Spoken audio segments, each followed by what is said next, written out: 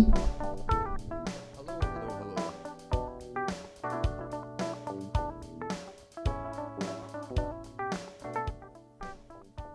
How are we doing? What's a wee gin? It is just a small gin. Is that better? There we go, that's a bit better. How are we all doing? Welcome to the stream. I just, what's a wee gin? It's just, you know, just a wee gin. Let me just, so, where did I put my plectrum? Here we go. How are we all doing? We will start off filling out this tune, and then, get to chatting about some shit. I have the minimal amounts of a plan to talk about today, and then we can just talk about whatever. So we're going to talk a bit about the Labour Party releasing further austerity, basically cuts to welfare, to social security, to you know, a real sort of austerity polity kind of situation, really sort of leaning into the continued rise of fascist politics, and you know, I'll talk about the next video as well, which is going to be a little bit about some policing stuff that's just come out from the UK, and some of the stuff that's out in the US as well. Going to be another shorter one, because that last one on JD Vance did very well, and we'll talk a bit about that as well in a minute, after we've started, after we've filled out this tune. My favourite gin? I don't know. I normally get Gordon's because it's the one that seems reasonably okay for relatively cheap. That's what my dating profiles used to say as well. Reasonably okay, relatively cheap. Let's get some bass into this tune.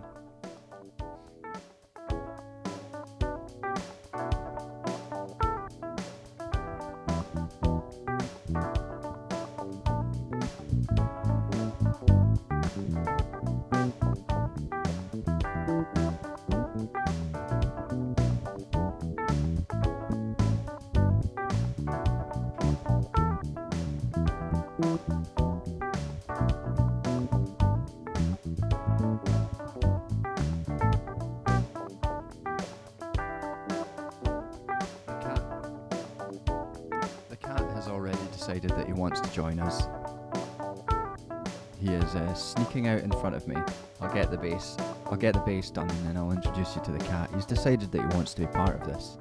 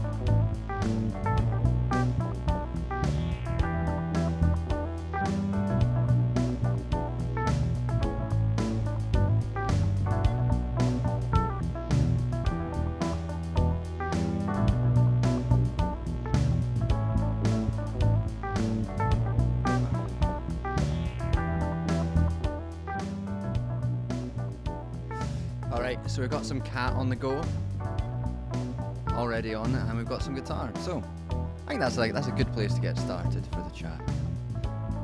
He is being very excitable at the moment. Oh, there he goes. A flatmate came out of his room, so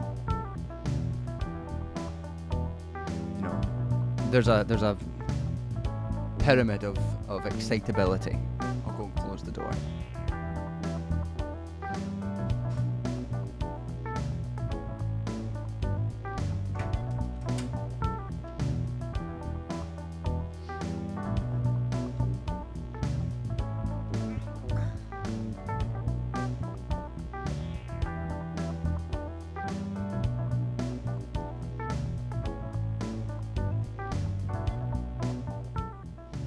Alright.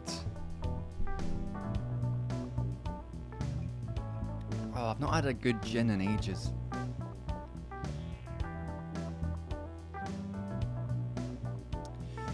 Yeah, so I guess we might as well get into it. So I mean, chat goal. Might as well put a wee chat goal. Let's do a 10 super chat goal. Fuck it, we'll do that. I need to get better at doing this sort of thing. Fuck it, I can't be arsed. Never mind.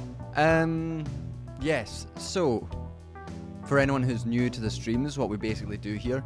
Normally I have a wine, but I was feeling gin today because summer's finally hitting. Well, spring's finally hitting. In London, the weather, I feel like I've been edged by the climate. The past few days, it's been like almost warm. And then it's gotten cold again. And then today, it was nice and warm. And I'm celebrating the fact that it's, you know, spring has finally nutted by having a nice wee gin. So yeah, we basically, we drink, we make music, and we chat about things that are happening. And you know, I get sidetracked by various bits and bobs. And sometimes the cat comes in to chat as well. So I guess, yeah, first thing that we were going to talk about.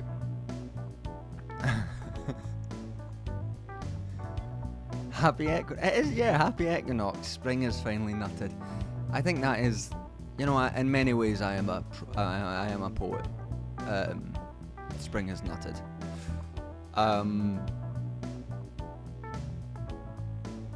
Yeah, God, I wonder if I'll ever get employed.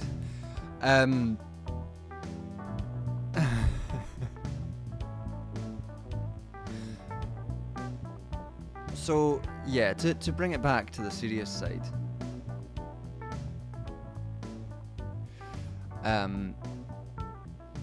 You know, away from spring nutting. I guess, you know, spring kind of is, everything is nutting. Fuck me.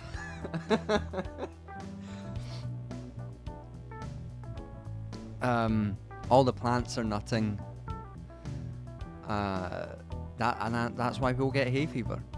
And that's science.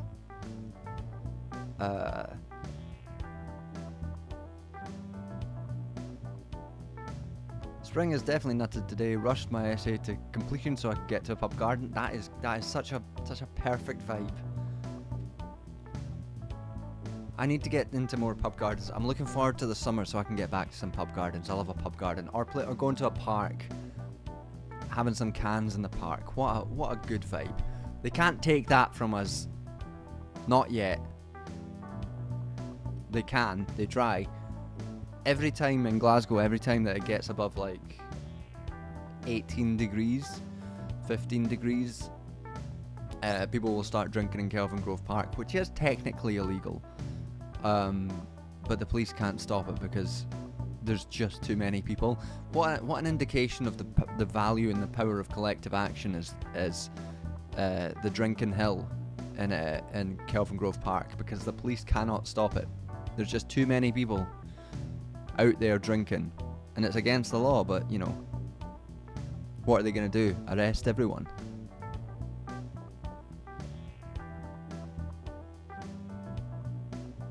Did you know that pollen nuts separately from just being ejected from the tree? They are their own organisms only meant to nut.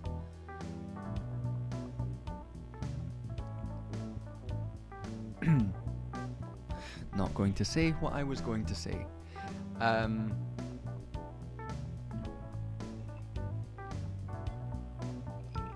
That is very interesting.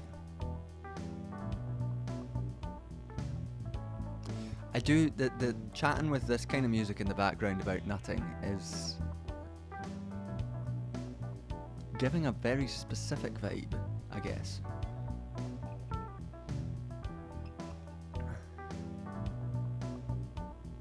Nutception.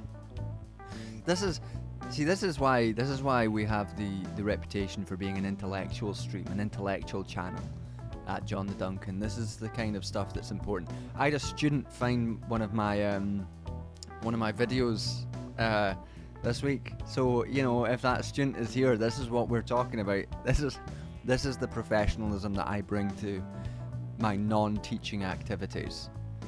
And I hope to never hear if you watch this, please don't tell me.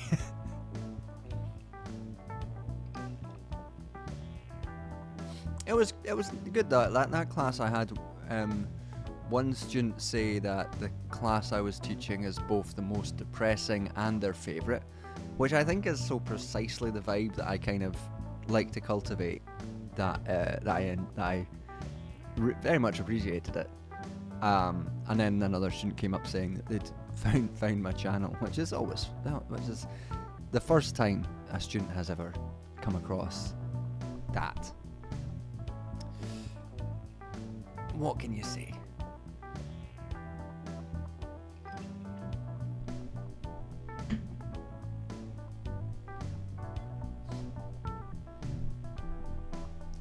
I feel like I need to noodle about a bit to get away from the nut chat, so we can actually start talking about stuff.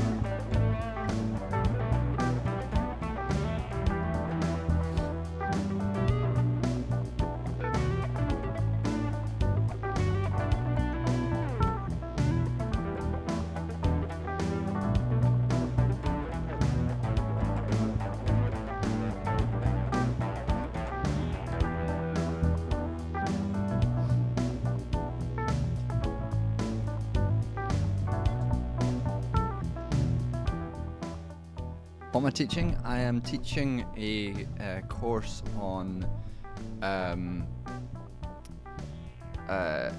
this would suit a golf game scoreboard student. Who's playing golf games? Golf is such a boring sport when it's not when you play it in real life. Why would you play it? Who's playing a game of golf? that's like not real. Not to not to go in hard on you, person in chat. What am I teaching? I teach a class on human rights and international relations, going through like history of the history of like rights philosophies from liberalism up through to like post-colonial and Marxist critiques, and how they are variously applied in different international relations situations. The last class was just on the US's foreign policy and its relationship to human rights, which I would describe as fraught at best. But it's interesting because, like, obviously the US has its own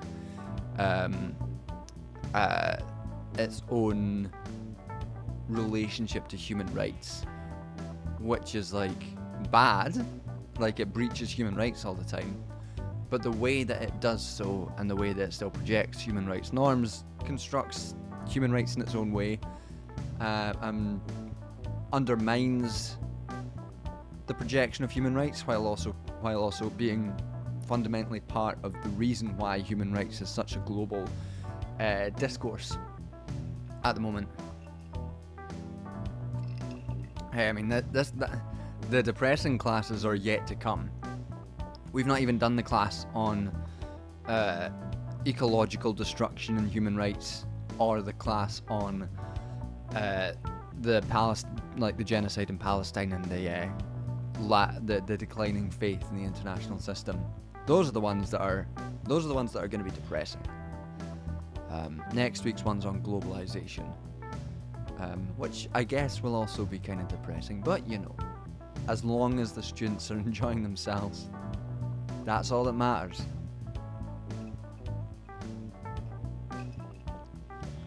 Seeing King Koopa play golf is funny. I guess so. Mario Golf. I didn't think about Mario Golf. I always forget about Mario Golf.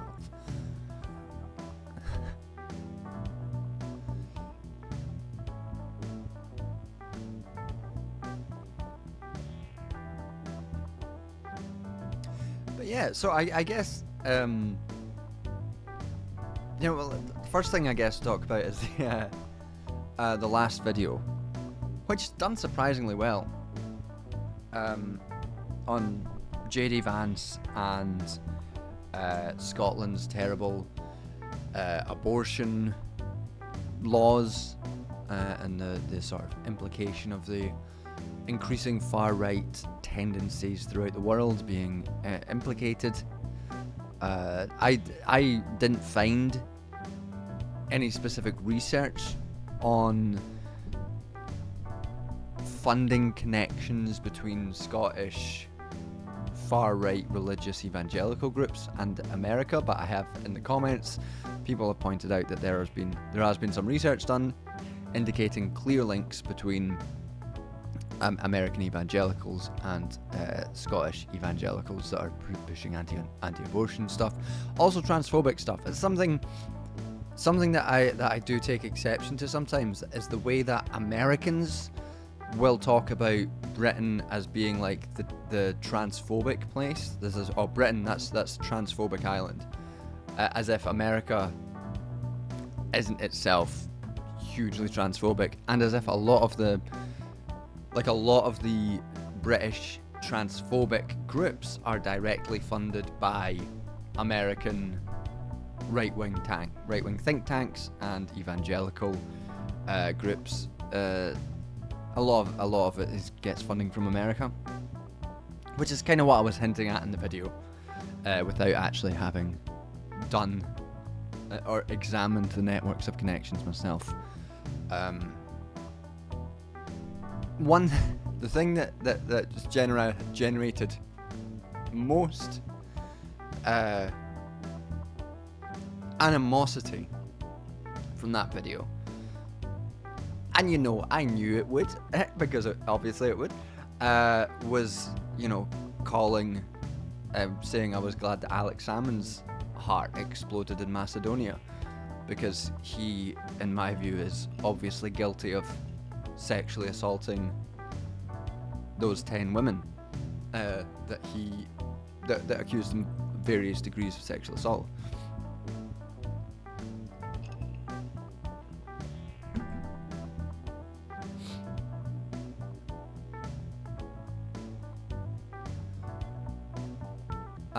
So I had a lot of people in the comments say, I'm a left winger, but Alex Salmond was cleared in a court of law, and I've spent a lot of time explaining to people that in the UK, of those people who bring sexual assault, bring rape allegations to the UK, to the police, those that get through to charges, to court, and then get a conviction, 99% of them don't get a conviction, meaning that rape in the UK is effectively legalized. And explaining that to people, that the notion that a man, the most powerful man in Scotland, one of the most powerful men in Scotland, was the victim of a conspiracy by 10 disparate women from completely different walks of life, from cleaners in a hotel to senior civil servants, that these 10 women got together and collectively decided that they wanted to ruin their own lives for no personal gain, to accuse this incredibly powerful man of sexual crimes, including attempted rape. I find it unlikely that they were lying,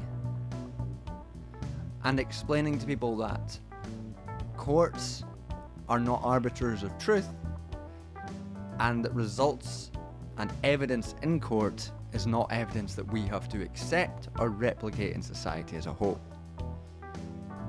So, in my view, it is just obvious that that man was guilty as sin of those various sexual crimes, and once again, I'm glad that his heart exploded.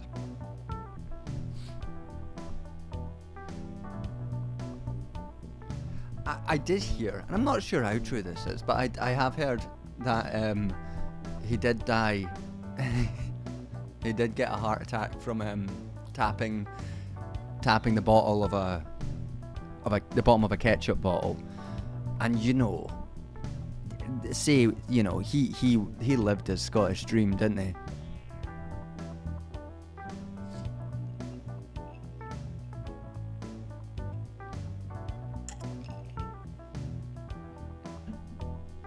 Genuinely,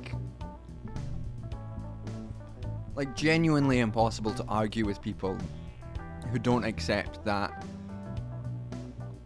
who clearly within different cases would be like, oh, you've been accused by 10 different women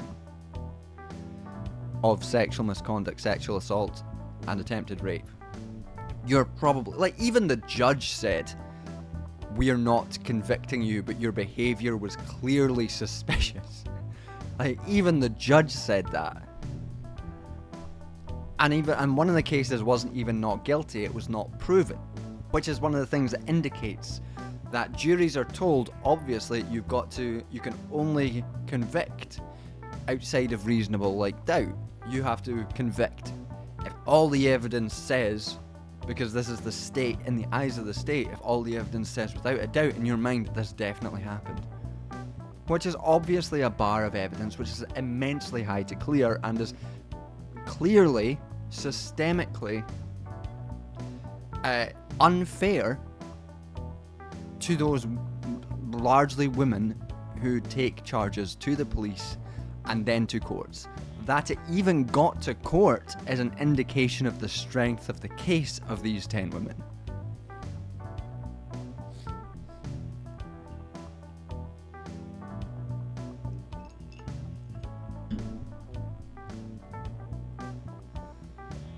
So that was the main thing that I was in the comments arguing about regarding that video. That Alex Salmond was definitely guilty. And any chance I might talk about Stephen Fry? What about Stephen Fry? Has he done something else, or is he still hanging out with fucking Nazis?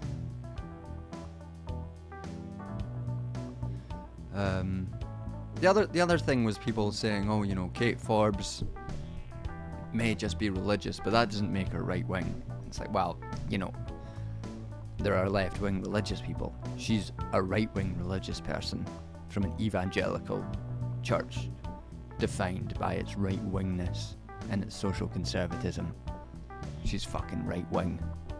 I don't necessarily like having a deputy first minister who probably thinks that my very existence is not good, who's not happy with the existence of queer people. That doesn't make me feel nice. And I don't like the implication that that's just her religious preference. I think that I find that deeply offensive.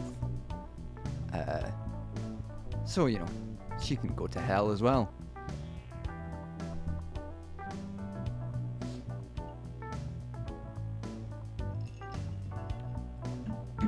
But those were the general comments and responses to that video. A couple of people doing things like, wow, of course it's right that doctors should have the say on abortions. You're like, well, no, obviously it's not. Of course it's right. Like, fucking, you know, we are an outlier, and how bad that is.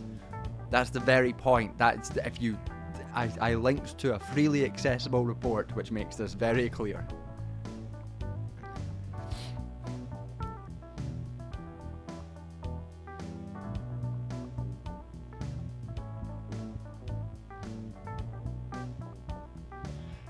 Does the Labour Party hate me too? I live in the US. Probably, yeah.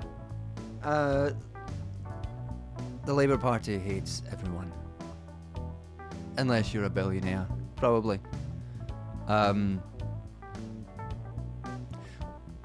We get into it then with the Labour Party.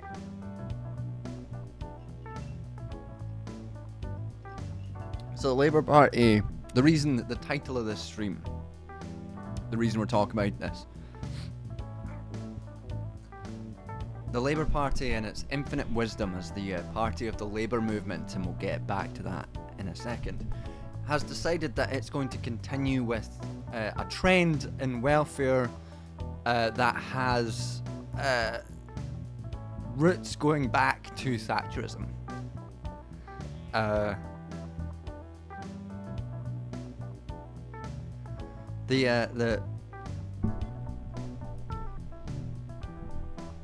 The trend in welfareism that has existed in this country, and frankly in across the world since neoliberalism's emergence, has been to activate, to push people into the labour market regardless of their position as, say, disabled people, or single mothers was another major group. And part of that is making welfare harder to claim, and specifically out of work benefits like illness benefits like personal independence payments, now much more difficult to claim to push people back into work. What struck me, I think, most about this, I assumed the Labour Party was going to continue to do this sort of stuff, but the thing that struck me most was how angry and self-righteous the Labour Party representatives were when they were on the news discussing their cuts to sickness benefits and disability benefits. So if anyone who's been around this channel for a while knows, before I did this, before I started doing academic work, I used to work for a welfare rights charity, basically getting people their benefits. It was in a relatively deprived part of Glasgow, and one of the major sort of things that we helped with, one of the major things was personal independent payment, PIP. And it's already, PIP is an immensely difficult benefit to get. The reason that charity existed was because to get onto your benefits was so obscure, so much hard work. It's a 40-page application followed by a evaluation by a medical professional, usually a nurse, where you've got to reach certain points and you've got to respond in a specific way, and it's incredibly difficult to get. People who have every right to it get rejected from it all the time, and we know that people who have every right to it get rejected because we assumed when we did an application for someone, when we had people whose job it was to fill out those forms to get those benefits, that most of the time they would get rejected outright. It was like, well, we're going to do this process, we're going to fill out this form, we're going to get you into the system.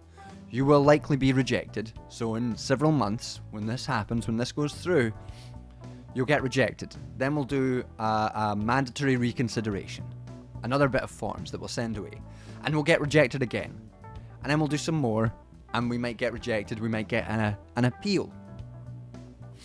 Once we get to the appeal process, you almost certainly will get the benefit. Almost always, the people who are applying for this benefit are entitled to it, because it's not a huge amount of money. People don't want to live on this paltry sum of money. They don't want to go through this horrendous, dehumanizing, long process just to get a small amount of money so they don't have to work. People do this because they have to. And that's obvious. Everyone knows that. Everyone who's had any interaction with disability rights or disability welfare, with out of work benefits, anyone who's got anyone who's had any interaction with the entire welfare system itself knows how fucking dehumanizing and demoralizing and long and how much hard work getting your benefits is. And that's why it's just so deeply insulting when politicians fucking making 90 grand a year come out and start talking about, we need to get these people into work, as if there's a huge number of people who are deliberately avoiding work, trying to live their best lives out on welfare.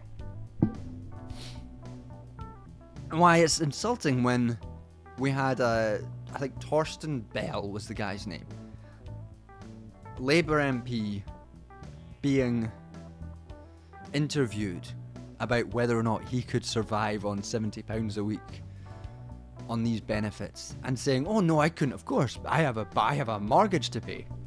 Such a revealing little slip. He's a real person, he has a mortgage. These fucking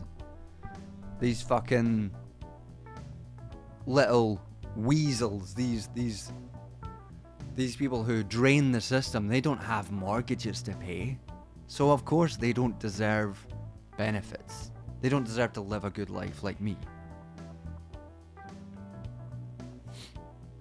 And we know that with every time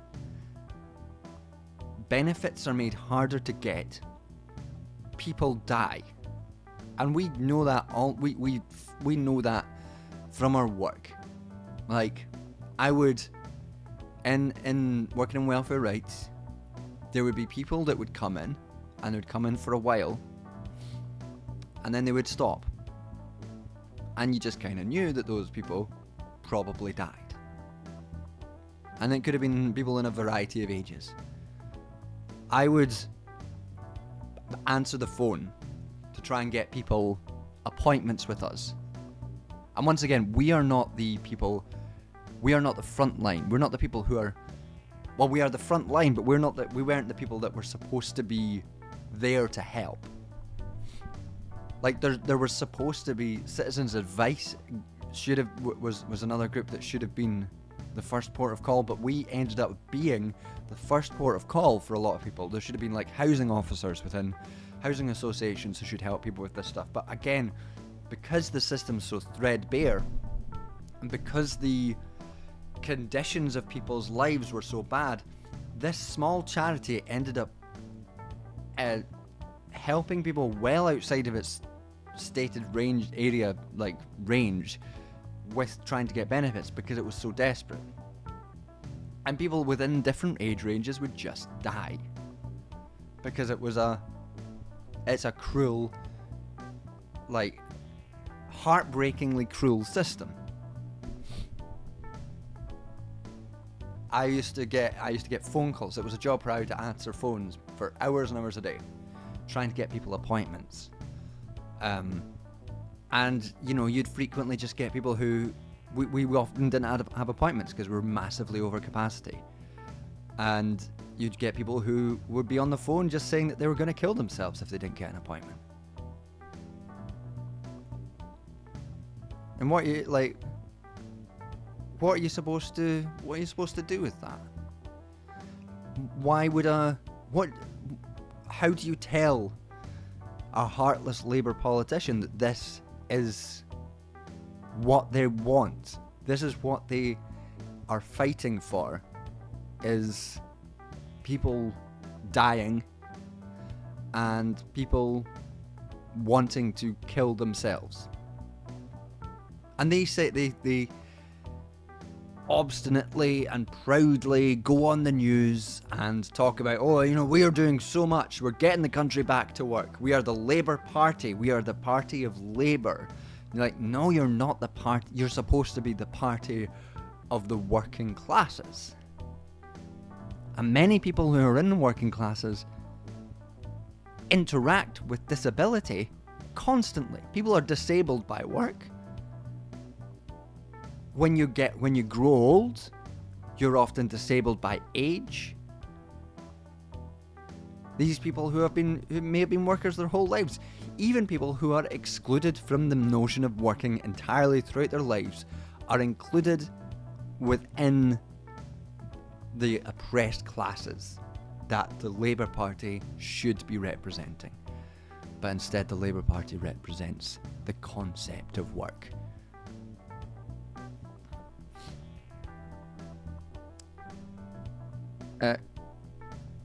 Kematara saying, why are us disabled people often excluded from class consciousness convos when most people face disability through injury, illness or ageing? It's a good question. I mean, a lot of there's a chauvinistic tendency within some left-wing strains of socialism that go back to, you know, years and years, a kind of workerist productivism. You know, during the Soviet Union, you had concepts of like the Stakhovanites, who were like national heroes for being able to produce the most, being the people who were working most. And so for a lot of folk, even on the left, and the Labour Party is like given a really good example of this, they reify the concept of work. And if you don't work, then you're useless. And for even people on the left, they ignore it, and they think of disabled people as either, you know, helpless, non-political subjects. Instead, think of like objectify them as just, you know, people who are there but not part of the movement, people to be helped, not people to be worked with. Or you get people who just sort of discount them entirely for being a drain on the national product. And that's the sort of tendencies that get wrapped up and part of what's happening with the Labour Party. The other part of what's happening with the Labour Party is the fact that they are just bastards. Right-wing, evil fucking ghouls. And it's like part of this continuing structured state structure of neoliberalism. You can't talk about it without talking about the ways in which, you know, the structure of neoliberalism. And I've talked a lot about, like, the notion of an austerity polity on this channel a lot, which is the notion that austerity in the UK and in places like the US as well has become so embedded within the functioning of the state that the notion that we could escape it at any point without rupturing and fundamentally reorganizing the state is foreign. So, you know, a lot of people thought that the COVID-19 pandemic was the end of austerity and the end of neoliberalism because there was huge amounts of conjunctural, which means like temporary spending, massive interventions in the labour market, massive interventions into, you know, various different markets, housing as well. But that was obviously, and it was obvious for me at the time, I wrote an article on this at the time, it was obvious to me that this was clearly a temporary measure, which would be rolled back and then supported again. Very clearly what happened, and this Labour government is at the forefront of further embedding and further upholding this neoliberal dynamic, this austerity dynamic, a dynamic that the Special Rapporteur for Extreme Poverty, Philip Alston, has described as a massive human rights breach, massive human rights disaster. Our welfare system has twice been condemned by the UN CRPD, the Committee for the Rights of People with Disabilities, as being in breach of international human rights law for people with disabilities. That's how fucking dehumanizing it is. It is breaching human rights, international human rights legislation. International human rights legislation is not known to be particularly high standard. It is a baseline, and the UK's failing it. And the Labour Party thinks, well, that's not quite enough. We need to fail it even harder. We need to kill more people. Because that is what it is doing, killing people. So yeah, I'm not a fan. And that's why I'm having a gin and tonic.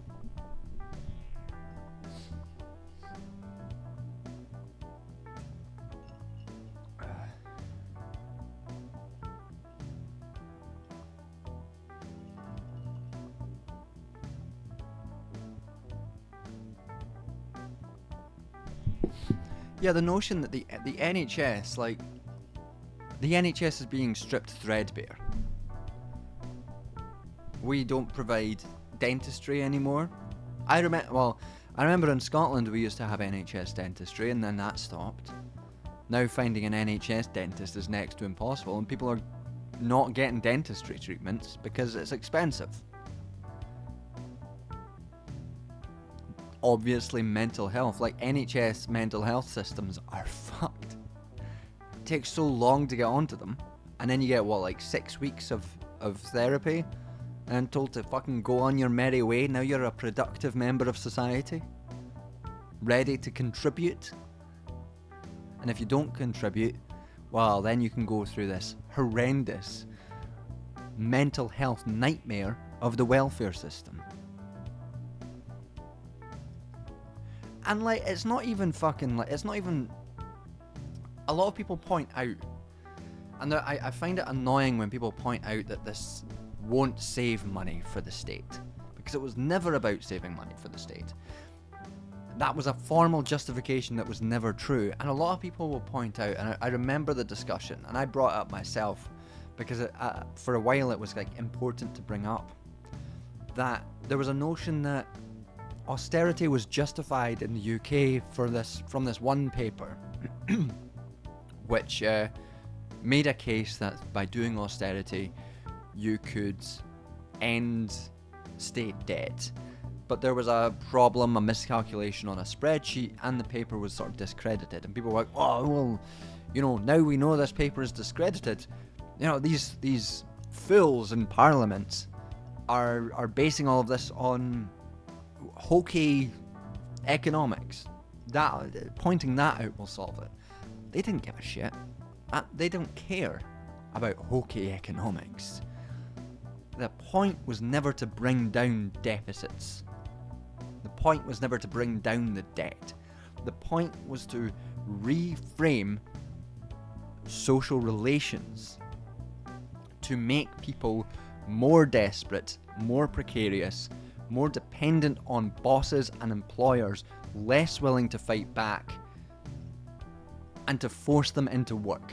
That was always the justification, not some debt or deficit. And it's still the same. It's just making people worse off to make them more dependent on bosses. That's all it is.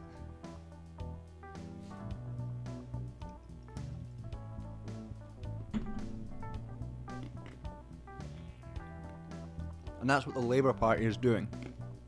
Making sure people are more dependent on capital. More dependent on bosses and employers. No, I just saw today they're not repealing Tory-era anti-union legislation.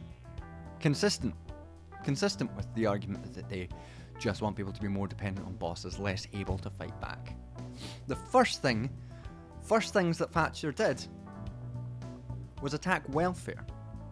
Attack the ability of people to survive.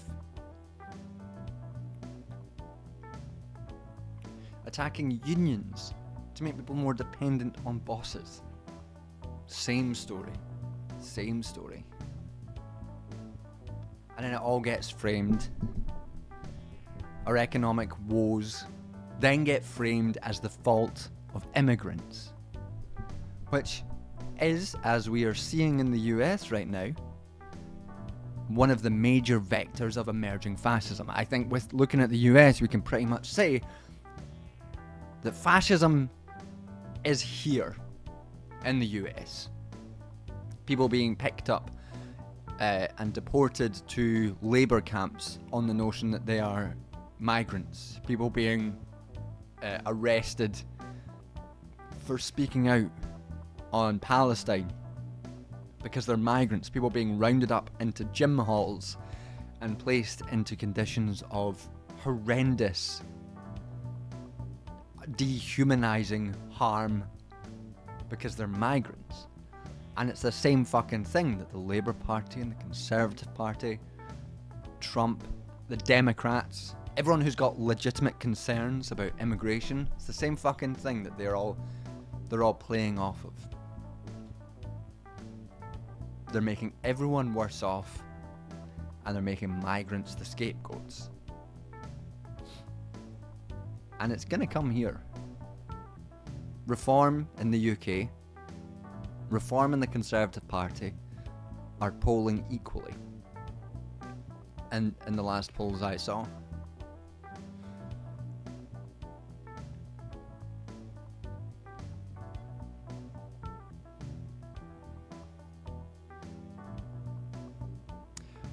Well, we could talk about USAID in a second, because I did write. I wrote a wisecrack video. I've written a wisecrack video about that, so I can talk about that. And so we'll we can talk about that in a second as well. But I'm gonna change up the music because I need to calm down. I'm getting upset because I just hate these people so much. They want so many of us dead, and they want us all dependent. And they think they're so good. They think that they are the good guys, these Labour MPs. They think that they are the ones who are fighting for social justice. every time they invoke founding the NHS or being affiliated with labour unions, it makes me a little bit sick inside. And that's not to say that labour unions are necessarily the good guys all the time. I've heard some bad things from some of the labour unions in the UK internally. And, labour unions can, not even talking about internal stuff, and labour unions are often facilitators of employment relations and undermining labour movements themselves. Have been for a long time. That's why Gramsci was always so critical of them. But anyway, let's change up the music. And let's change up the music, and then we'll talk about USAID and maybe feminism in a wee bit.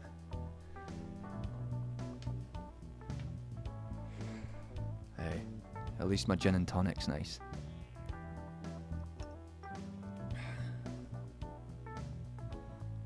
Here's the Epiphone.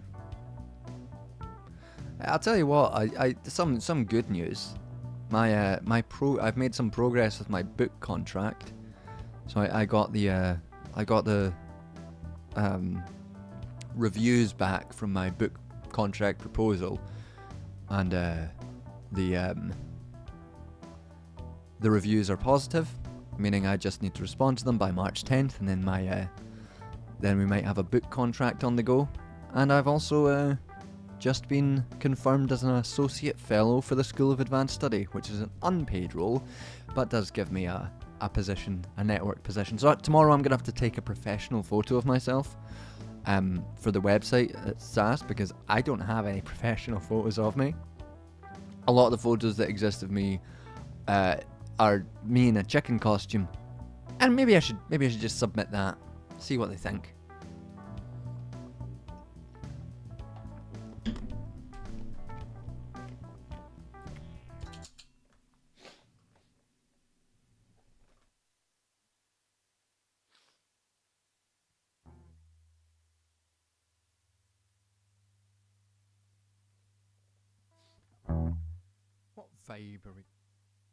What vibe are we gonna go for?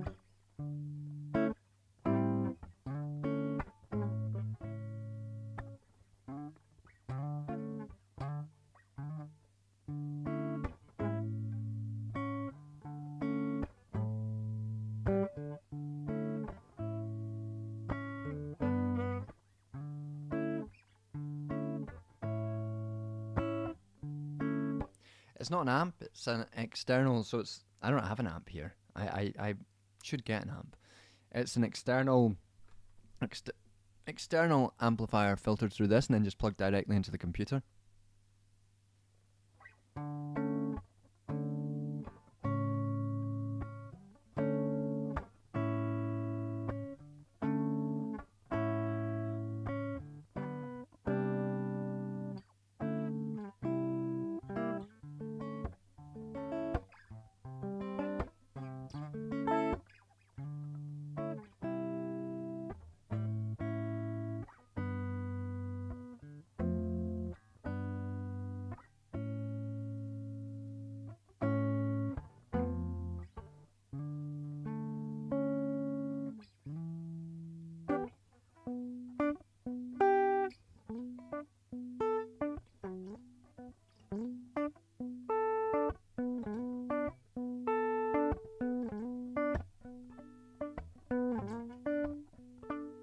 Let's try that. That sounds kind of nice.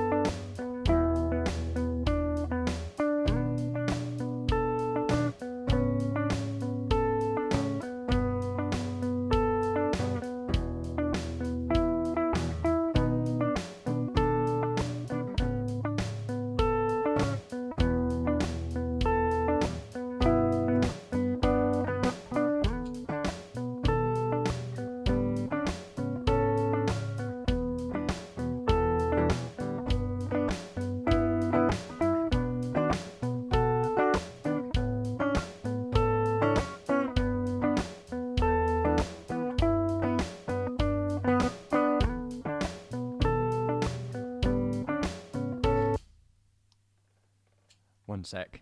Can I redo that? Get chord line.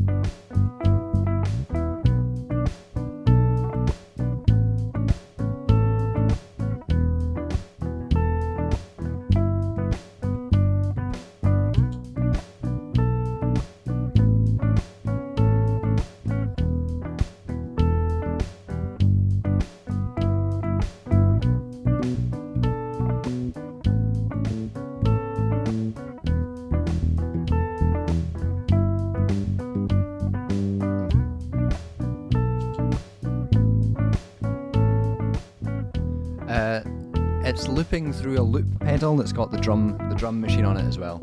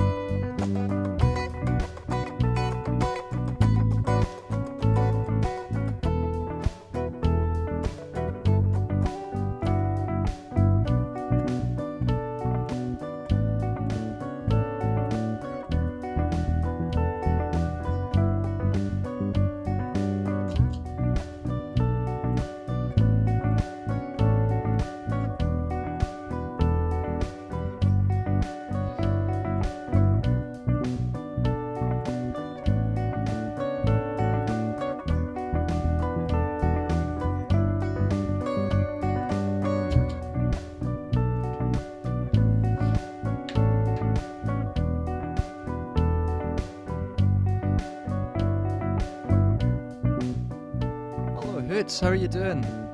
Good to see you in chat. Everyone say hi to Hoots and then subscribe to Hoots, because Hoots is great. You missed my, it seems, about hour-long rant about the state of the Labour Party and how much they hate all of us. And how angry it was making me. But we're relaxed now, after playing some guitar and drinking some gin. So we're now, I guess, I was going to talk about what, USAID as well.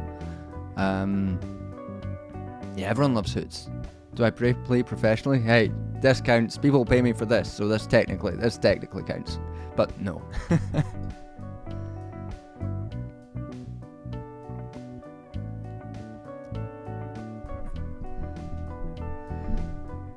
This is what 20 years of practice gets.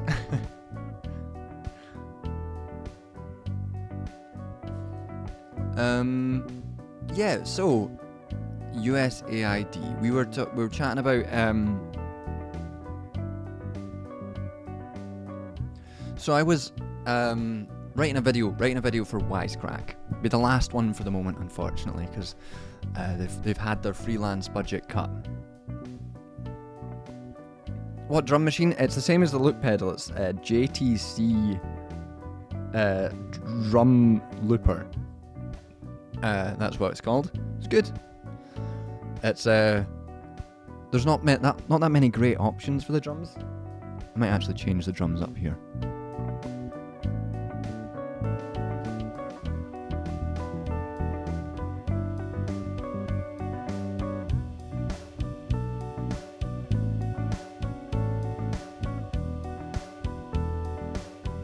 Yeah, that's better.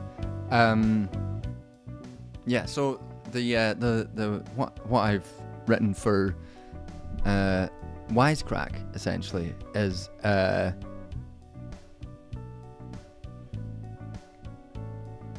yeah, Dr. Anarchy 69. I was sure I remembered that Archer was in some sense bisexual. This is, for everyone else in chat, this is a conversation that we'd had previously. This is not just coming up. Yeah, Archer's bi. What great representation for us. We need evil representation as well, though. Every group needs evil representation.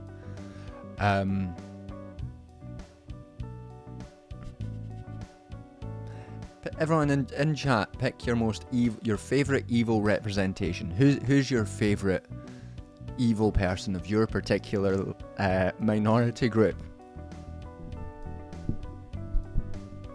Let's get problematic.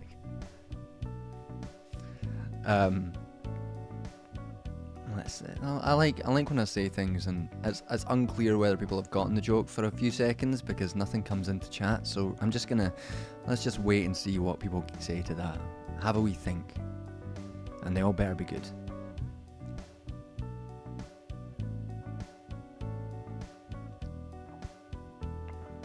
Real or fictional? Can be both. Both real or fictional. Pick one of each. Did someone asked me in chat earlier if they wanted to talk? If I had spoken about Stephen Fry yet? Talking about like evil people. So what's Starmer's minority group? Toolmaker's sons.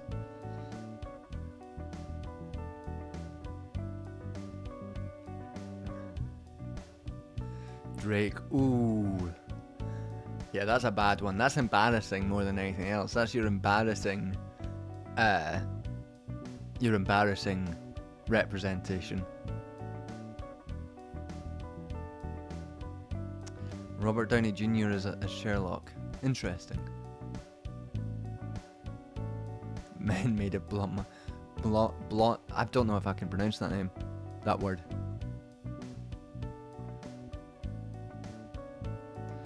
Theodore Herzl, yeah. Castlevania picks. Yeah, that's pretty good. That's a pretty good option.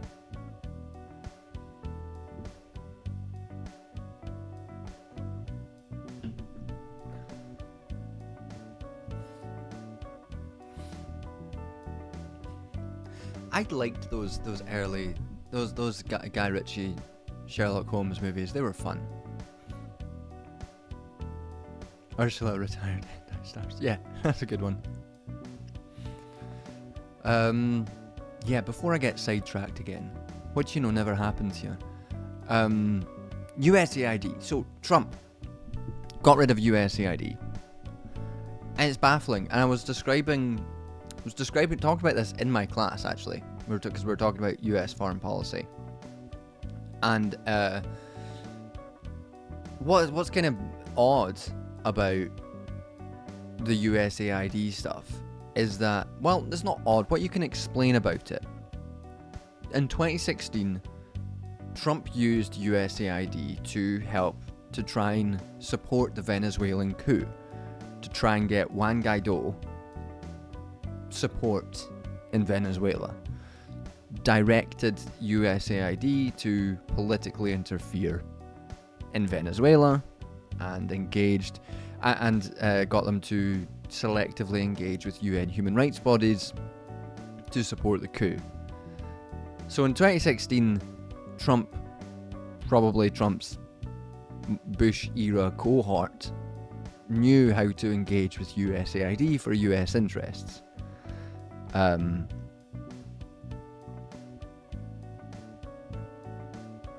then, during the Obama era, USAID was used to create a fake Cuban Twitter account to try and foment revolution or regime change in Cuba in support of US interests.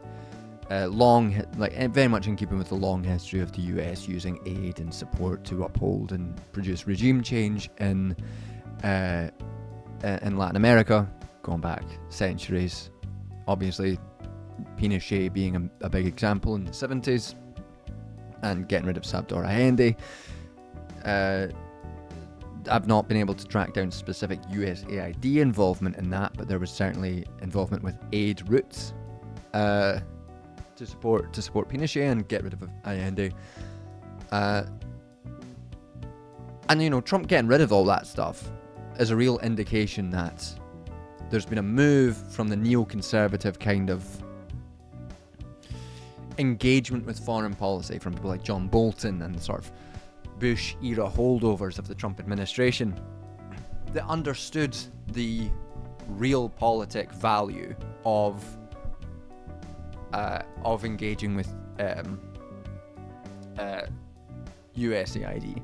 Oh, also, if Hoots is still in the chat, you did also miss me talking about how I was glad that our former First Minister in Scotland died. I thought that his heart exploded. I thought that you'd appreciate that with the Respect the Dead podcast stuff. Anyway, back to USAID.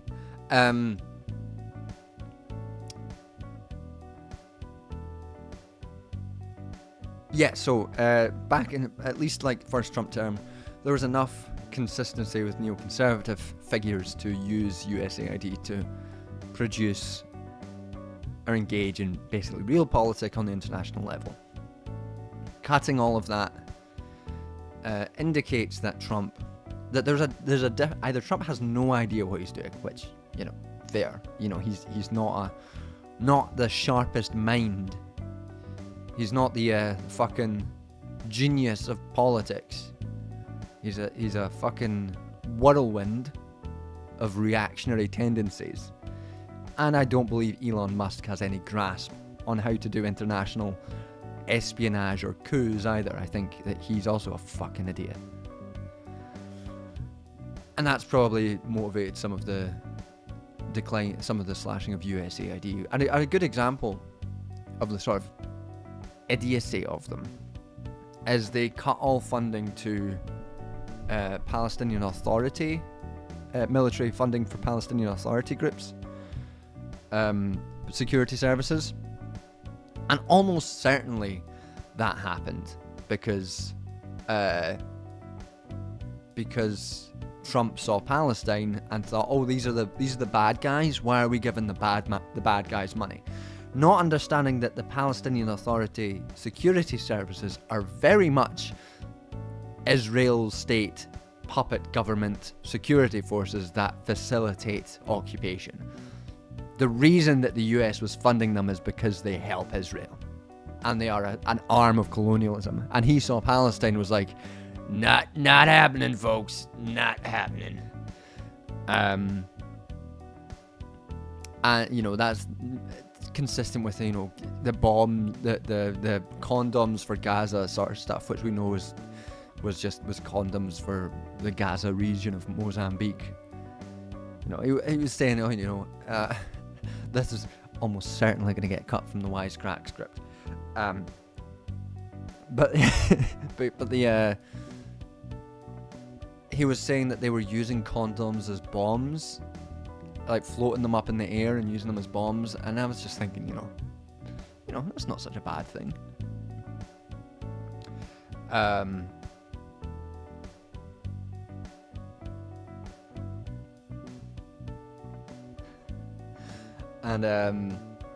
Yeah, so he has no idea what he's doing.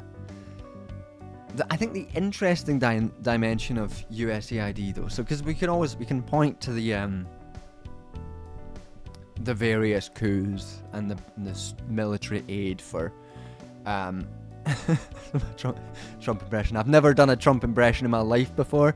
That just came from the belly.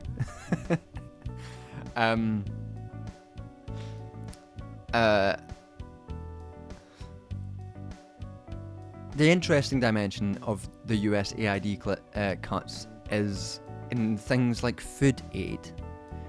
Because food aid, you know, those cuts will kill tens of thousands of people through like the cuts to food aid, the cuts to medical charities that fund AIDS research, to sexual health clinics. Those cuts will kill tens of thousands of people. But they're not necessarily, like, the US provision of food aid is not an unalloyed good. And if you take specific states, you can see this really clearly. Places like Ethiopia, where you have,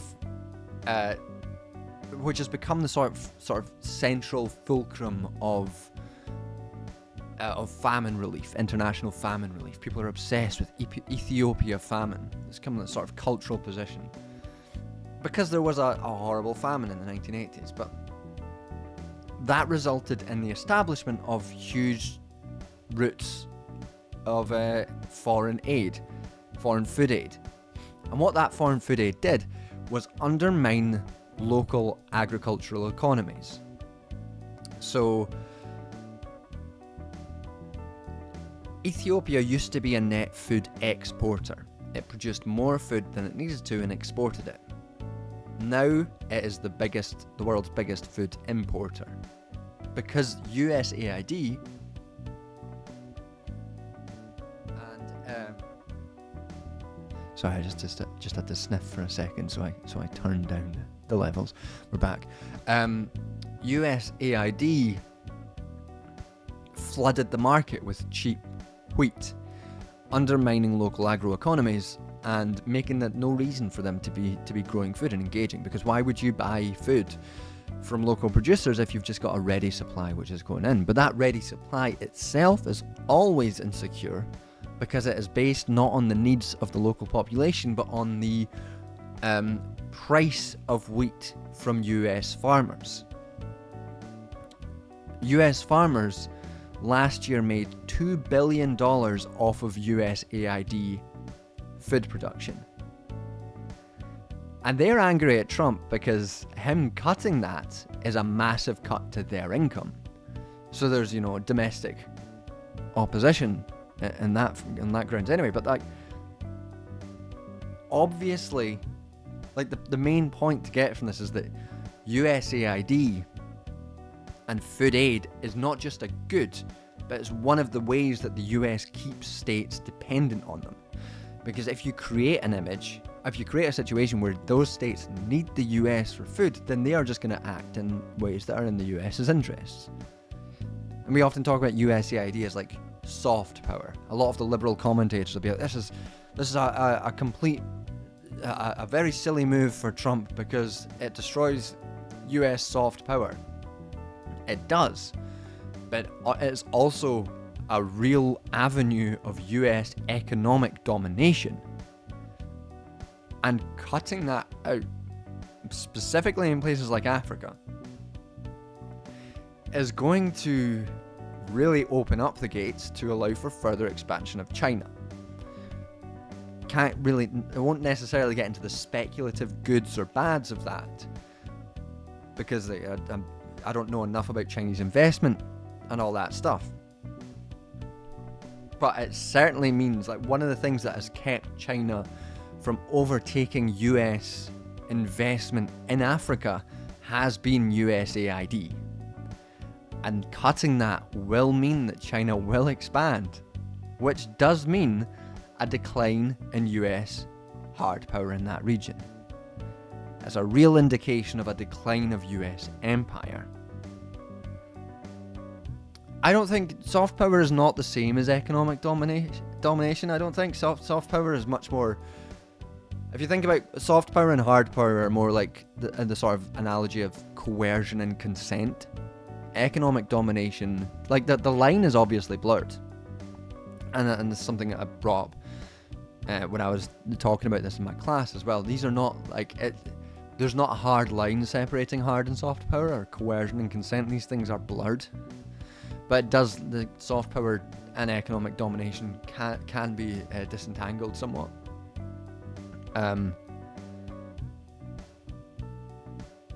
China will enter and expand, and I think that for the US and for those states that are more immediately within its sphere of influence, like Mexico, like Canada, the decline in US empire is not going to be a go softly into that, that dark night or whatever the fucking T.S. Eliot poem is. It's gonna go down swinging, and it is going down swinging, and that's why there's so many tariffs and trade wars and absurd actions to exert its dominance overtly, because it's a declining empire that is swinging, clinging to its role as the hegemon, and it will continue to do so and act in ever more aggressive ways, I think, and I fear to do so. And I think that's going to have real negative, the implications for Americans and those who are not in America, for the rest of the world, is quite scary. It's the decline of US hegemony. And USAID is just going to help it along the way.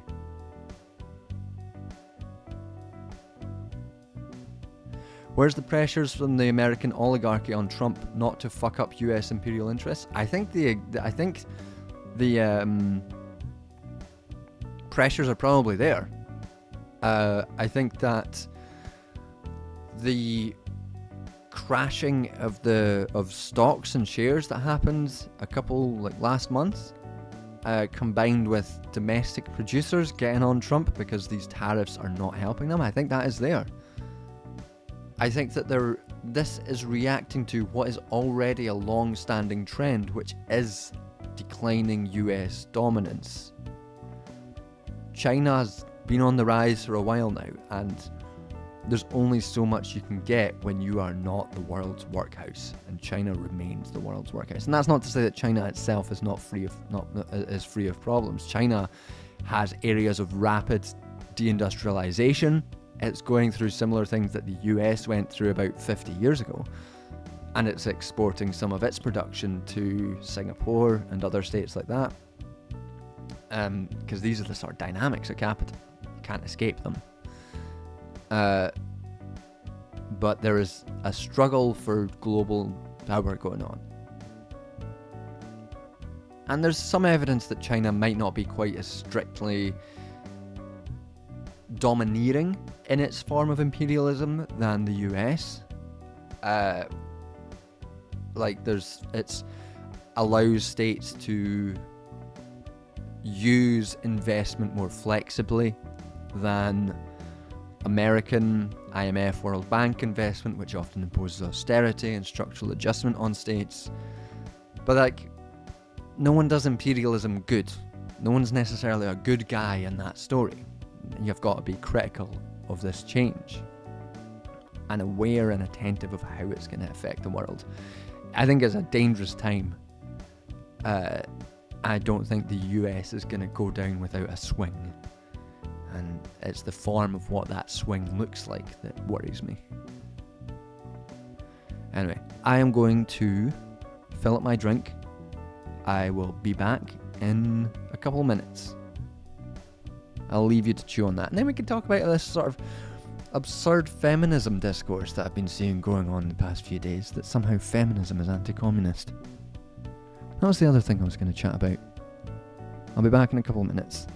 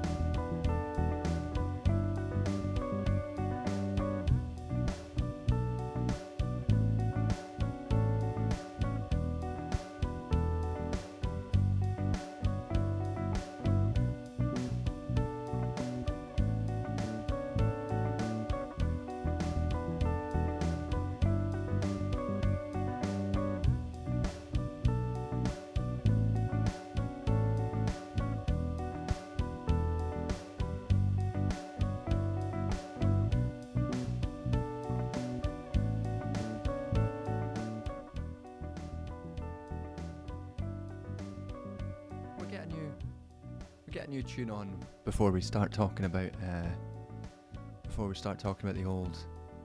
the absurd feminism discourse.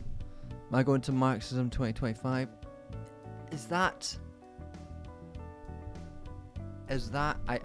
I think I've seen that about. I'm worried that might be an SWP thing, but I might be wrong. But I've got no plans to go to Marxism 2025 as of yet. I would have to look to see who the organising group is. Yeah, let's get another tune on, and then we can keep chatting. Got my my gin filled up.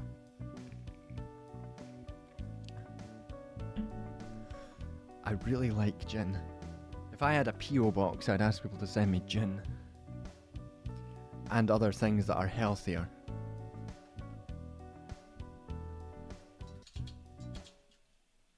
What, then I won't go along to an SWP thing.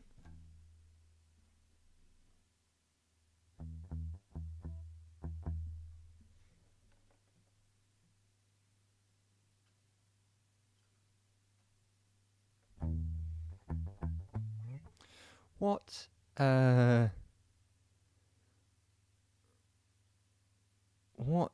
vibe are we gonna go for then?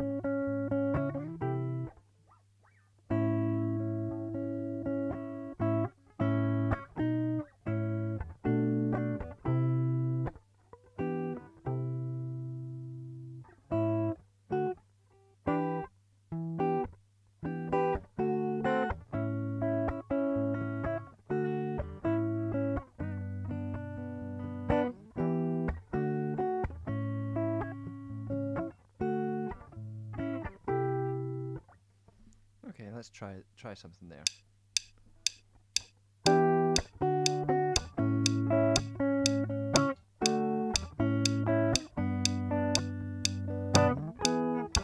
Fuck.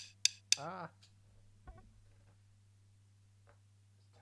Slightly.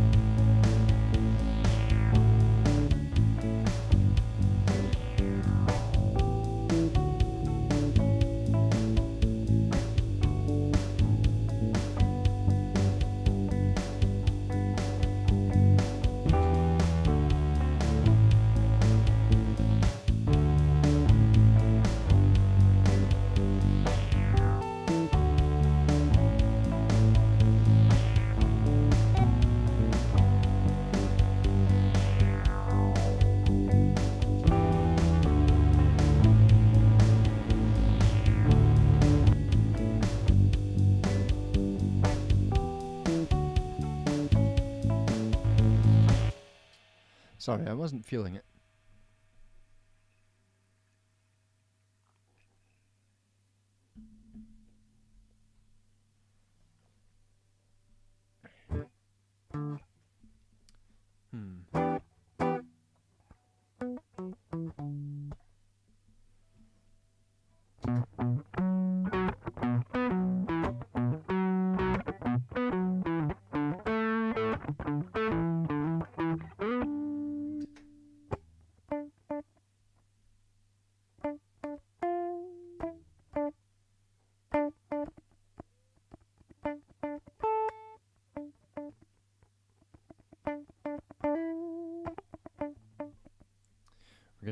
We're gonna do some basic disco.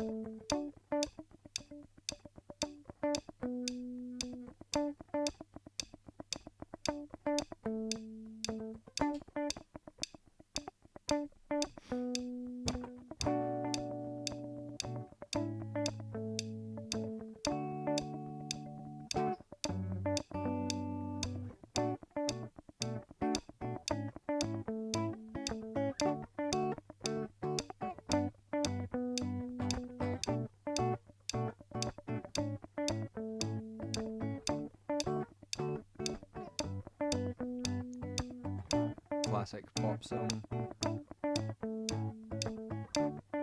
Chord sequence. Let's do that. Let's do the classic pop songs chord sequence.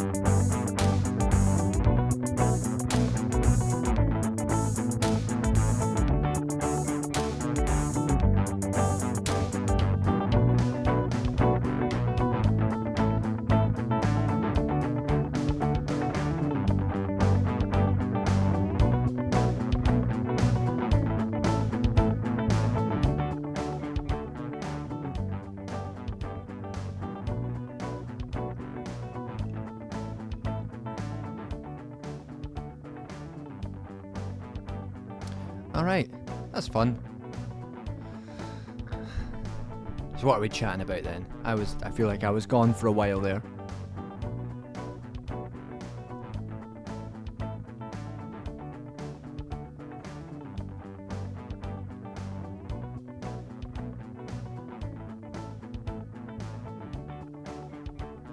The various rights regimes of the Soviets. Yeah, a lot of the story. Yeah, the story of various rights regimes in Soviet era does tend to go, hey, in the early days they were very progressive, and then less so under Stalin. One of Kollontaj's greatest failures as a Soviet revolutionary, making the link to feminism, was acceding to Stalin's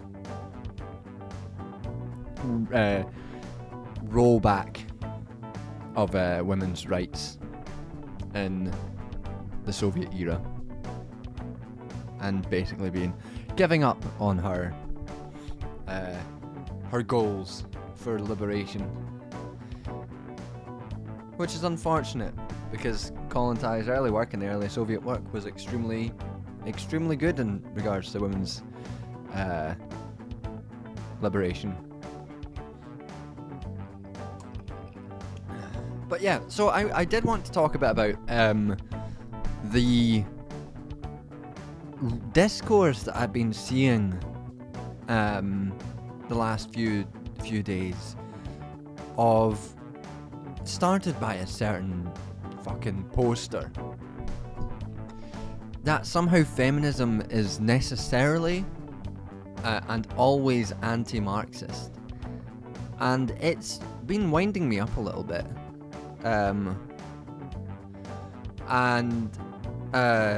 Because like it's obviously, like, in the first instance, obviously just wrong, the notion that feminism is necessarily incompatible with Marxist worldviews. Is just flat out empirically contradictory compared to like the various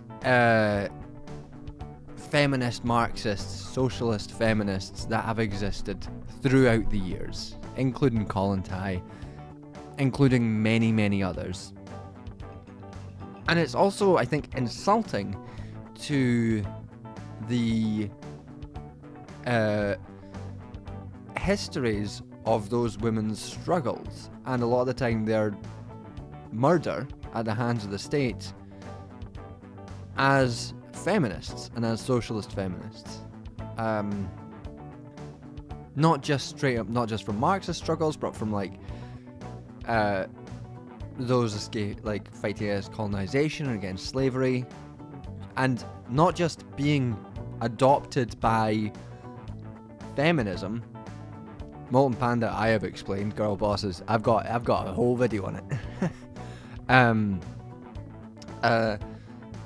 These are not just people who have been claimed by feminists, but self-described as feminists themselves. And it's one of those things that's like hugely, ignorant of the histories of feminism. There's a claim that, feminism is necessarily the bourgeois form of it. That feminism is necessarily about expanding civil rights within... who's saying this though? People with big platforms. People with bigger platforms than me. Unfortunately. And I think what is actually worrying about it is that it is playing into a very clear anti-feminist trend that is expanded well beyond the limits of the right wing and into the left as well. Similarly, it's the same as this sort of the way that anti-woke stuff has been, and anti-identity politics stuff has been adopted by the left. People talking about people like Ryan Grimm talking about how identity politics and DEI are the biggest sort of holding like roadblocks to fucking socialist politics. of the last 50 years, which is just obviously like batshit, obviously like an obviously politically part of the same move to try and demonize anyone who isn't a white man and decenter and like recenter white men as the necessary object de jure, de facto, of fucking politics.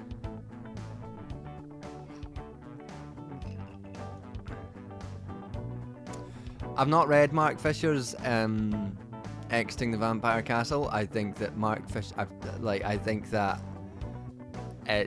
time has demonstrated Mark Fisher to be in the wrong in that case, given that it was the defense of Russell Brand. I think the thing about identity politics is it's not an object that has a defined feature. Oh, the stream's going grand. We're just talking about anti-feminism and anti-identity politics, and why it's bad, and why it's not good for us to on the left to adopt it. It's like identity politics is like wokeness. As a tradition, like, it's so far removed from whatever it started as that it's hard to critique it as an object.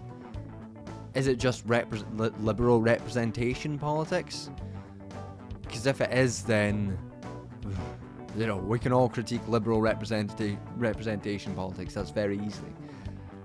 But the do I think Russell Brand went weird because he was no? I think Russell Brand was a serial rapist. He was and that's the thing that made him. I think he's clearly a egomaniacal serial sex offender who was always a wrong'un and obsessed with his own fucking buck and his own ego. That's the thing that made him go weird, if I were to say that.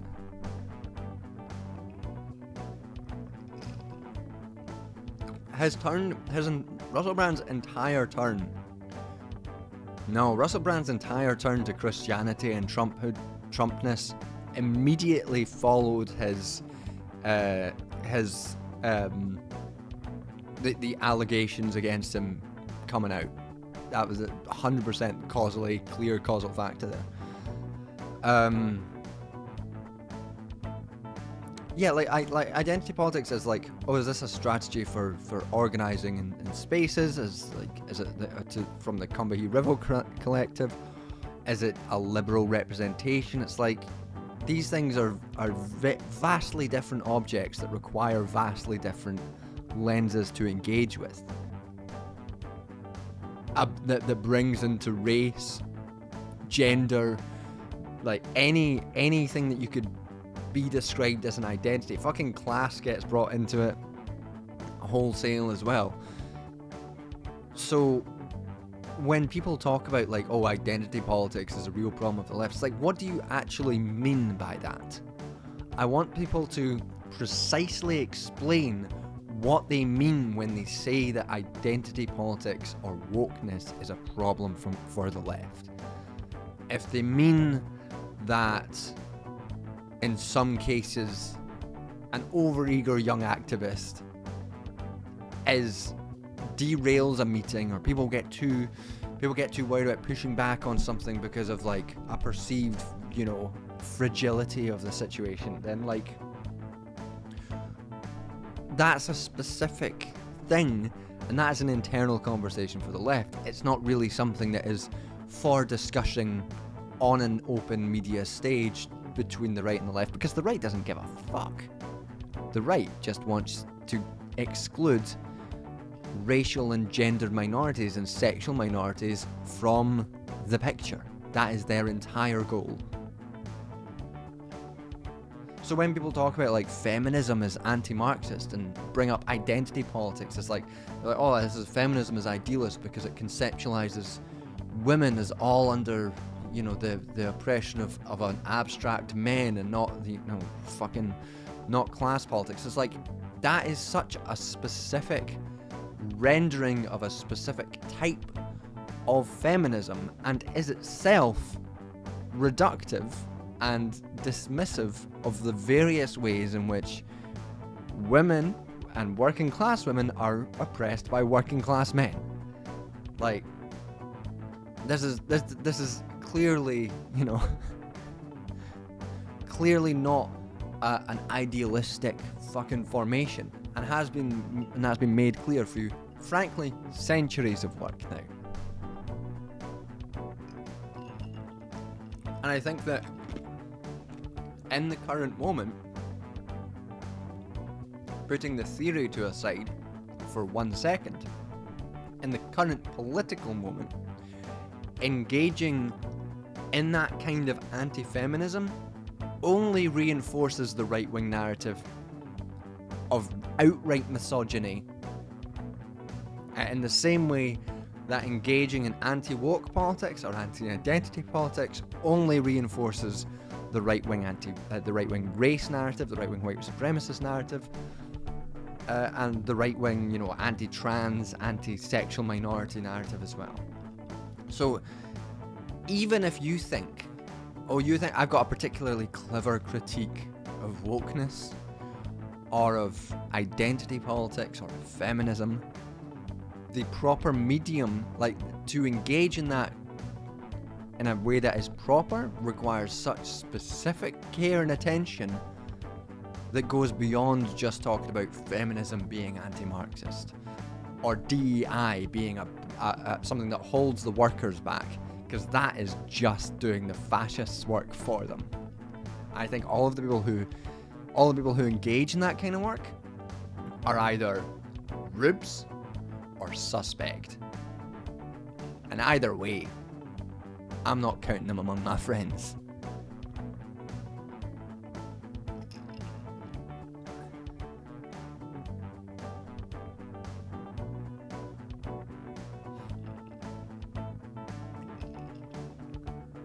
I have also seen people talk about transitioning as a bourgeois, as a middle class thing as well.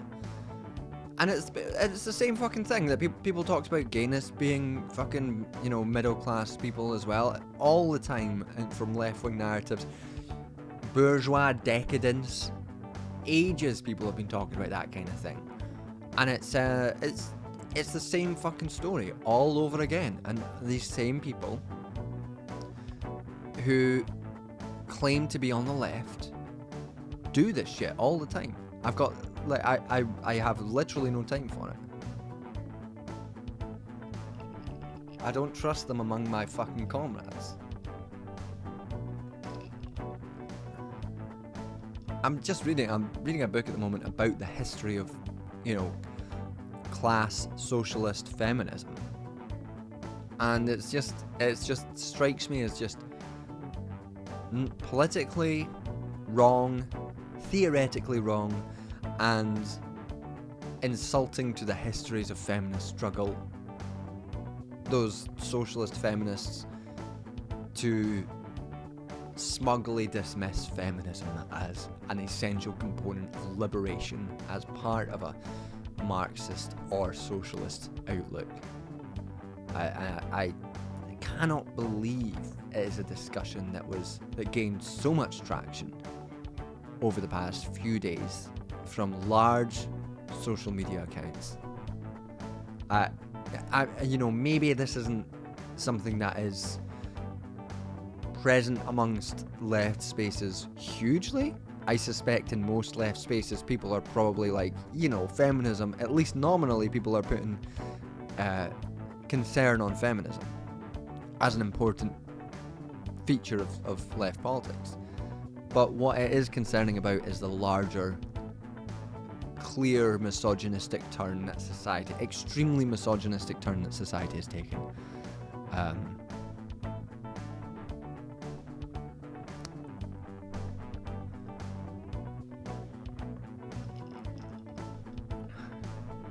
Of course, the only real bourgeois identity is not subscribing to the YouTube channel John the Duncan.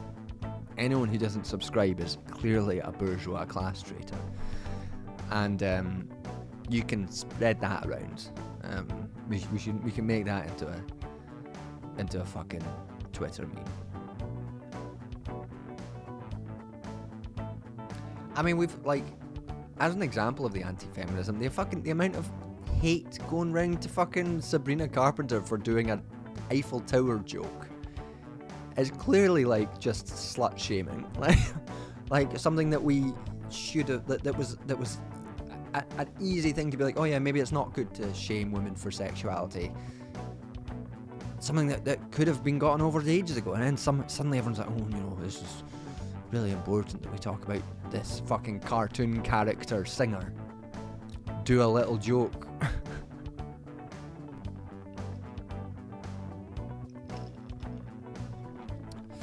Anyway, yeah, rant over. That was the only other thing. That was the other thing I wanted to talk about. We've actually had a fairly strong number of rants today, so I feel like I've done well in that ground.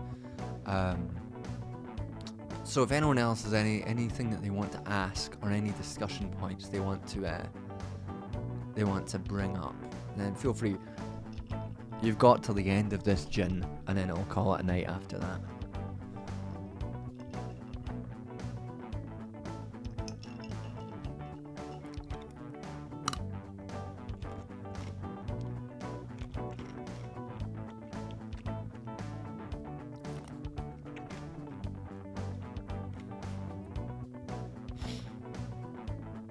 Thoughts on Ash Sarkar's book?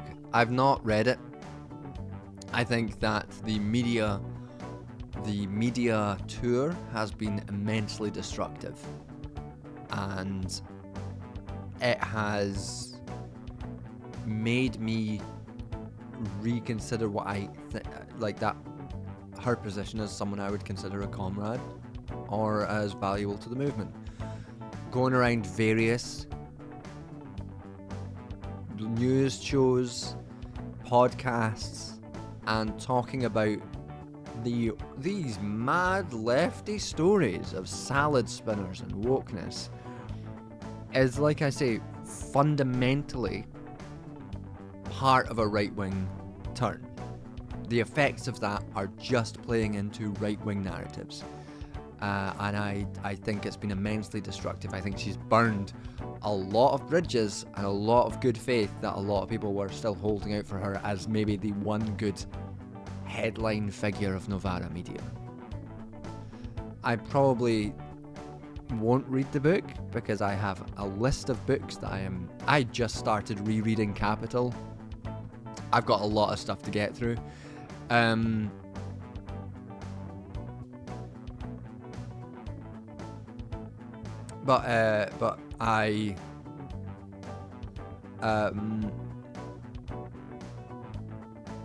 yeah, I probably won't read the book. I've got other stuff to read. I will see what. I'm sure I'll have some friends who will read it, whose opinions I trust, and who will offer some good summaries of the book. If you want a book on like identity politics and its effects in Britain, Michael Richmond's book Fractured is one I'd recommend instead if you haven't read that. So that would be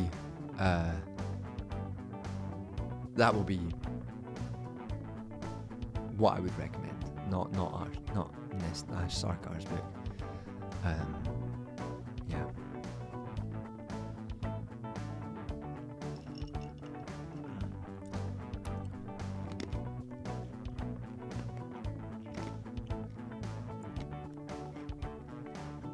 What else have we got?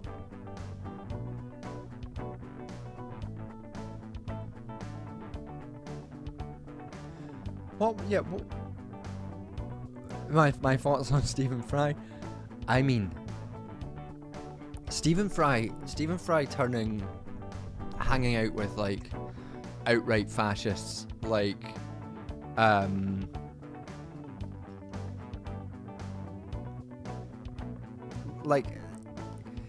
it's one of those it's like Elon Musk. Like, obviously he's not as bad as Elon. Obviously he's not as bad as Elon Musk, but for years I remember hating Elon Musk and having arguments with people about Elon Musk and being and being like, this guy is so annoying, so, you know, people are looking up to him, he's clearly a fucking fanny. And then years later being vindicated, I was like, I was right all those years ago. Stephen Fry is the same. I remember just being annoyed by Stephen Fry for a while. And people were like, oh no, he's a national treasure. He's good on a quiz show. He's very fun and smart. Yeah, just something about him. Find him annoying. And then he goes and starts hanging about with Douglas Murray. Now,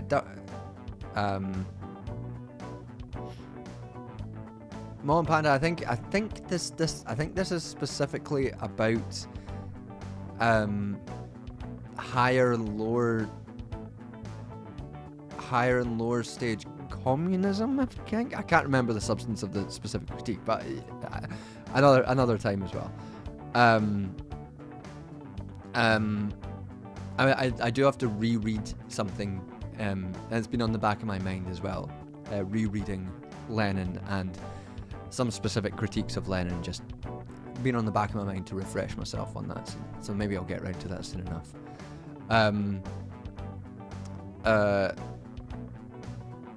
But yeah, so Stephen Fry is hanging out with a guy called Douglas Murray. If anyone who doesn't know who Douglas Murray is a man who wrote.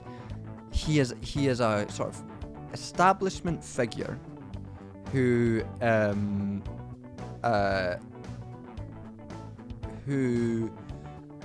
is accepted as a legitimate figure in British politics, who is a Nazi.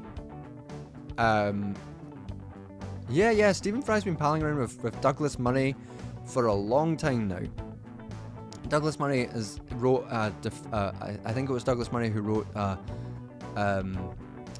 column in defense of the Greek fascists in the 40s, I think. He is straight up a Nazi. Like, not even like Douglas Murray is not the bell curve guy. That's a different Murray. But Douglas Murray probably agrees with the bell curve guy. He is a straight up, like, not uncomplicatedly a straight up a fascist. And Stephen Fry hangs out with him, spends his time going to events and talking about reason with Douglas Murray. And I'm sure he'd be like, well, I don't have to agree with everything Douglas Murray says to think he's an interesting interlocutor or some sort of bullshit he'd say. But the fact is, if you're hanging around with a fascist and you're not fucking punching them, then you are also a fucking fascist.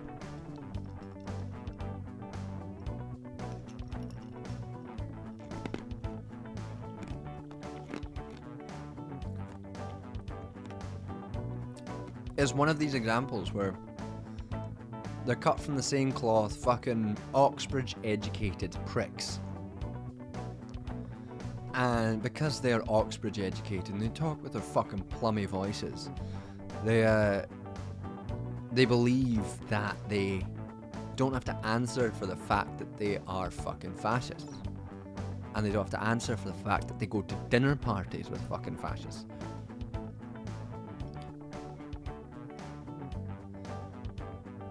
There is so that every year there is a conference for real right-wing politics that gets put on in London. I know this because people I know have accidentally been invited to it and have accidentally gone. And this is a conference which includes what people would describe. It's like Jordan Peterson, Douglas Murray, every transphobic figurehead you've ever heard of, every fucking fascist you've ever heard of from across the globe comes to London every year for this conference. And it also includes what you, if you were on the right, you would refer to as the deep state. Senior judges, senior civil servants, senior politicians, all these people. And it's one of those things that just really highlights how close, how well funded, and how deep the extreme far right has its roots in politics across the world. This is not just a conservative conference, this is a far right conference. And it happens every year, and it includes senior members of every single aspect of the British state. And they come and they talk about how to bring back Christian nationalism, how to bring back Christ into politics, how to ban trans people from existing, how to get immigrants and keep Britain white. They talk about this stuff explicitly. It's not published, it's not broadcast publicly. It's a private meeting that you could only hear about if you know someone who's gone.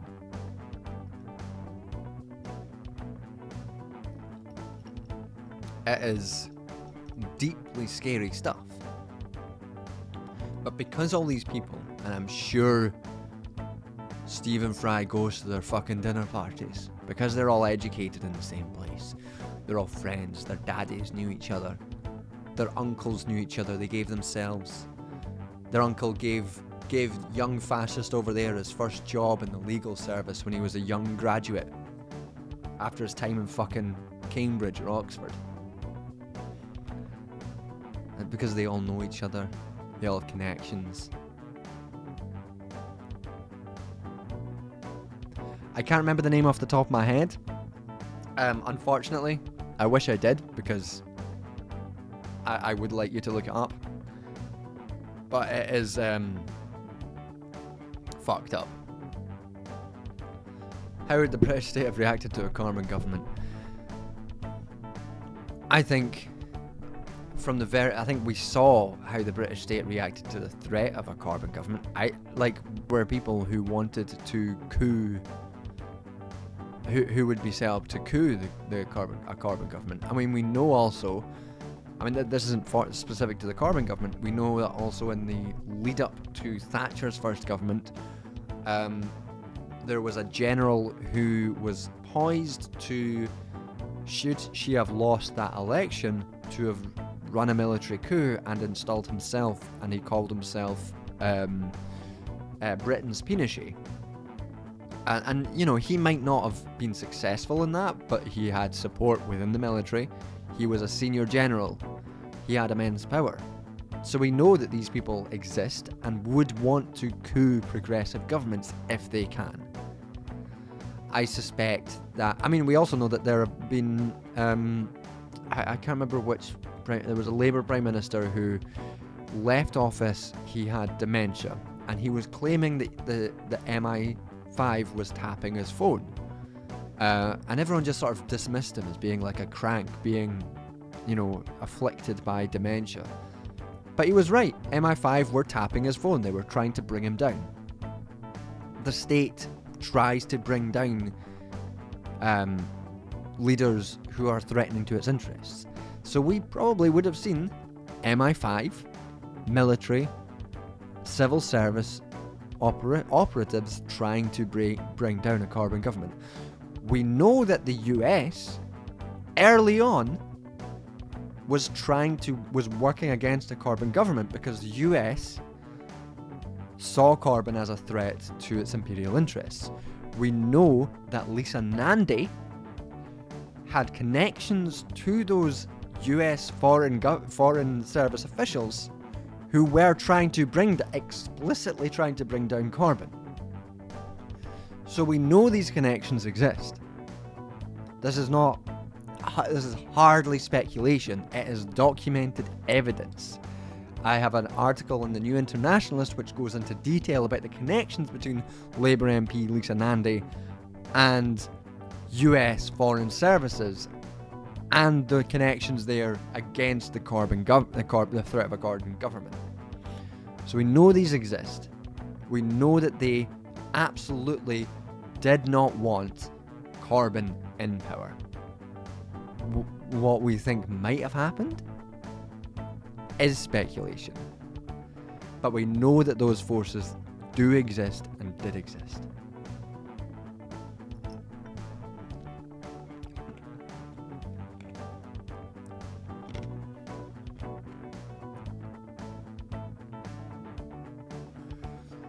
But yeah, the state does not like. It was specifically what the American state was specifically afraid of was Corbyn's anti-imperialism, especially because Corbyn has a long-standing interest specifically in Latin America. His wife's from Mexico. He's long-standing ties to Latin American radicals. His cat was called El Gato because he speaks Spanish. And those were the things specifically that the US State Department saw as a threat and saw as unacceptable to British politics.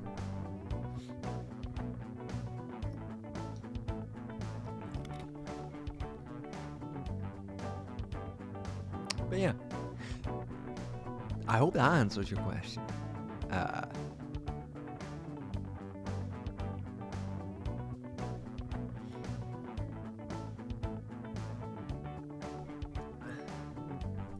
Any further questions before I finish my gin and log off for the evening?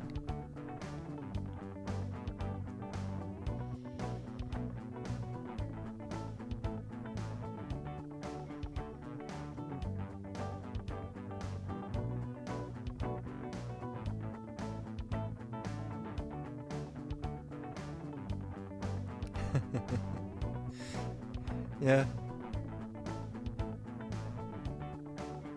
Sorry for the doomer ending. I mean, he wasn't assassinated, so that's nice, I guess.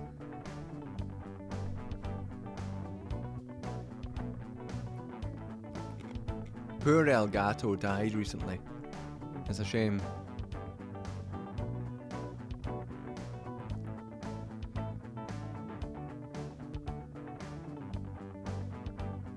I know it's almost impossible to know for sure, but just for fun, if our orange further goes... Sorry, Bert Baker, I'm not sure exactly what you mean by that question.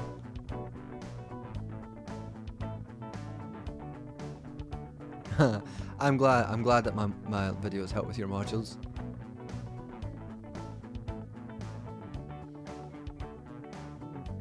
The cat, yeah, El Gato spoke Spanish. Yeah, he had a Antonio Banderas' voice, which I'm sure was very charming.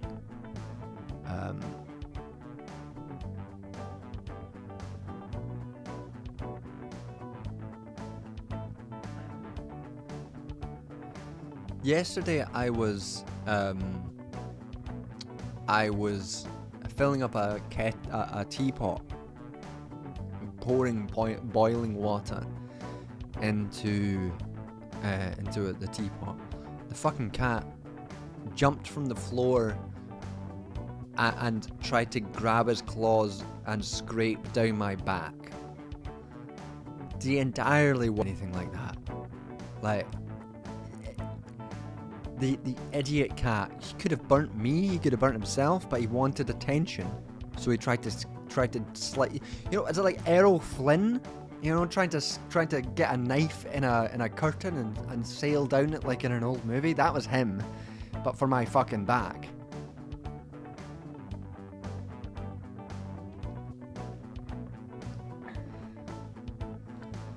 And he can't even speak Spanish. Bert Baker, was it? Are you asking if there was like a revolt in the US, who the UK would support? Because the answer is unequivocally the state. That the UK would not support any rebels to the US state.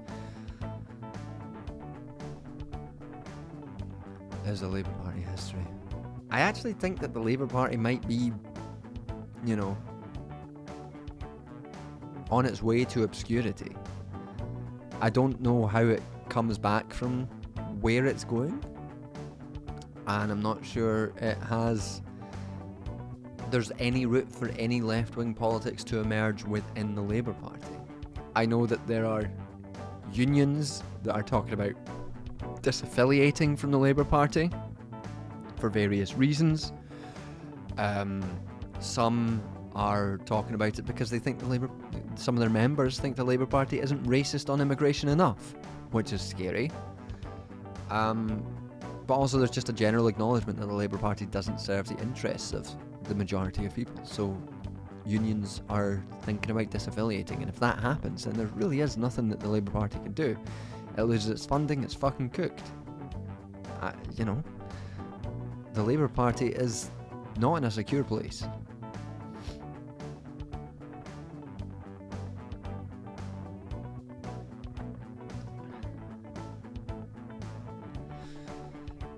But I guess that's 10:30, and to end on a doomerish note, I did just see a text from a friend of mine that said, yes, it is a very depressing job, so I'm looking forward to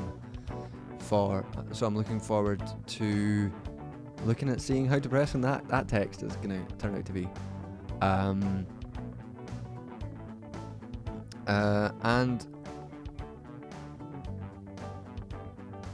Yeah, I will head off for the night, and I'll see you guys another time. Thanks for tuning in. Bye.